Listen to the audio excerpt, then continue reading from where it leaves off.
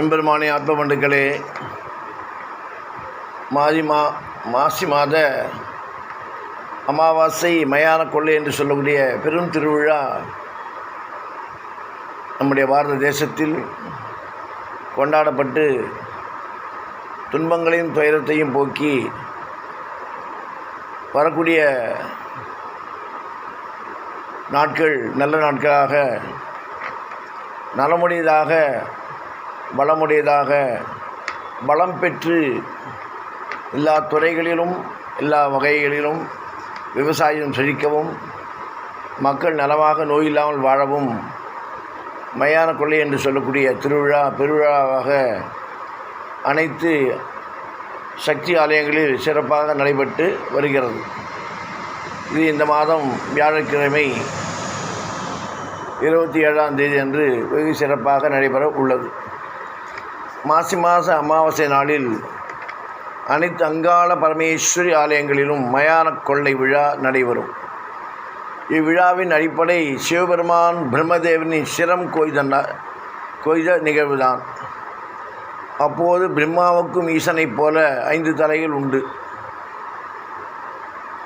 எனவே சிவனை நாம் ஏன் வணங்க வேண்டும் என்று ஆணவம் கொண்டார் பிரம்மா.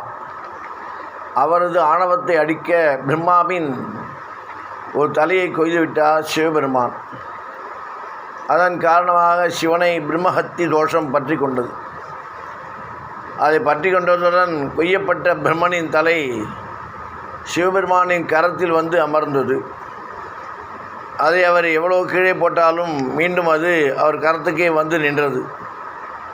இவ்வாறு 99 முறை நடந்த நிலையில் அதை கீழே போடாமல் சிறிது நேரம் கையிலே வைத்திருங்கள் என்று பார்வதி தேவி சிவனிடம் கூறினார்.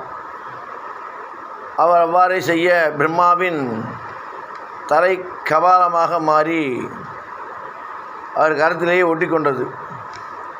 அதை பிச்சை பாத்திரமாக ஏந்தி ஈசன் பிச்சை எடுக்கும் நிலை ஏற்பட்டது.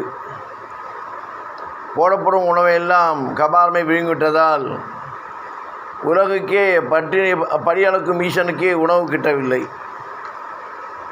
இந்த நிலையில் பிரம்மாவின் தலை கொய்யப்பட்ட வேதனையில் இருந்து சரஸ்வதி தேவி அது கபாலமாக மாறி சிவன் கையில் ஒட்டி கொள்ளுமாறு உபாயம் கூறிய பார்வதி தேவி மீது சினம் கொண்டு கொடிய உருவத்துடன் பூவுலகில் திரிக என சாபமிட்டாள். அதன்படி பார்வதி தேவி பூவுலகில் பல தலங்களில் அலைந்து முடிவில் மலையனூர் வந்தாள். அங்கே அங்காள பரமேஸ்வராக கோவில் கொண்டாள்.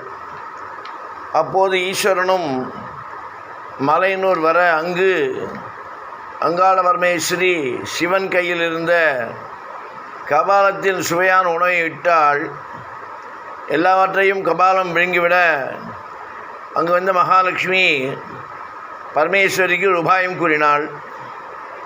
அதன்படி பரமேஸ்வரி 2 கவளம் உணவை கபாலத்தில் இட்டால் அதை கபாலம் உண்டுவிட்டது.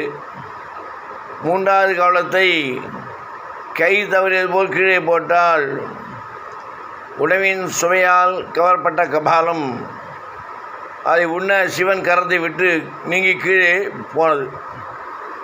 அப்போது அங்காள பரமேஸ்வரி விஸ்வரூபம் எடுத்து பிரம்ம கபாலம் மீண்டும் ஈசனின் கரத்தை அடைய முடியாதபடி அதை தன் காலால் மிதித்து பூமியில் ஆழ்த்திவிட்டாள். ஈசனை பற்றிய பிரம்மஹத்தி தோஷமும் அகன்றது. இந்த சம்பவத்தின் அடிப்படையில் தான் மயான கொள்ளை என்கிற பெருவிழா சக்தியின் ஆலயங்களில் கொண்டாடப்பட்டு வருகிறது. மேல்மலையனூர் அங்காள பரமேஸ்வர ஆலயத்தில் விழாவை விமர்சையாக நடக்கும். அது மட்டுமல்ல, எல்லா அங்காள பரமேஸ்வரி ஆலயங்களில் அமைந்துள்ளதோ அங்கெல்லாம் மயான கொள்ளை திருவிழா வெகு சிறப்பாக நடைபெறும். அப்போது என்ன பண்ணுவாங்கன்னா, ஒவ்வாளுக்கு என்னென்ன பிரார்த்தனையோ, என்னென்ன குறை நீங்கணுமோ, என்னென்ன கஷ்டங்கள் நீங்கணுமோ அதுக்கேற்றாற் போல் அந்த தானியங்கள், பழங்கள், புஷ்பம், இன்னும் சொல்லப்போனால் பணம், அதுவும் அம்பாள் மேலே போடுச்சு. அது செதறி இருக்கும், ரோட்டில் செதறும். அதை முண்டி அடிச்சுன்னு எல்லாம் எடுத்துப்பாள். அதை கொண்டு போனால் அவன் நினச்ச காரியங்கள் நடக்கும், தலையேறும் வராது, தோஷம் எதுவும் தாங்காது, துன்பம் வராதுன்னு ஒரு ஐத்தியம் இல்லை. அது உண்மையான நடந்து கொண்டிருக்கக்கூடிய உண்மையான சத்தியமான செயல்பாடு. அந்த திருவிழா வரும் வியாழக்கிழமை அமாவாசை மாசி அமாவாசையில் வெகு விமர்சையாக எல்லா ஆலயங்களிலும் நடக்கிறது. அன்றைக்கி அன்னதானம் பண்ணுறது விசேஷம். சிவராத்திரிக்கு மறுநாள் அது இட்டால் 66,000 பிறவி நம்ம செய்த கர்மம் பாவம் தோஷங்கள் அனைத்துமே நிவர்த்தியாகி நம்மளுக்கு பாவம் செய்யாத புனித மனிதனாக புண்ணியவனாக ஆகக்கூடிய நாளாக கருதப்பட்டு சிவராத்திரி அன்றும் இல்லைன்னா சிவராத்திரி மறுநாள் அமாவாசை என்றும் செய்தால் மிகவும் ஸ்லாகியம், மிகவும் விசேஷம். இது நம்முடைய பித்திருக்களுக்கு அன்னமிட்ட புண்ணியம். இவ்வளோ நாள் செய்யாதவா, அவளுக்கு தர்ப்பணம் அமாவாசை பூஜைக்கு செய்யாதவா இந்த அமாவாசை அன்னைக்கு இந்த மயான கொள்ளை திருவிழாவில் கலந்துக்கலாம். அன்றைக்கி நம்மளால் முடிஞ்சவரை மக்களுக்கு அன்னதானம் பண்ணலாம்.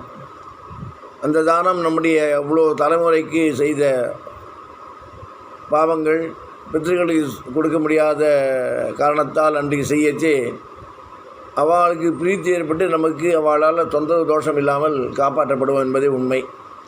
இதை புரிந்து கொண்டு நாமும் நலமாக வாழ, நாடும் வளமாக வாழ அங்காள பரமேஸ்வரை பிரார்த்தித்த ஆசீர்வாதம். ராமானுஜன் திவ்ய திருவடிகளே சரணம்.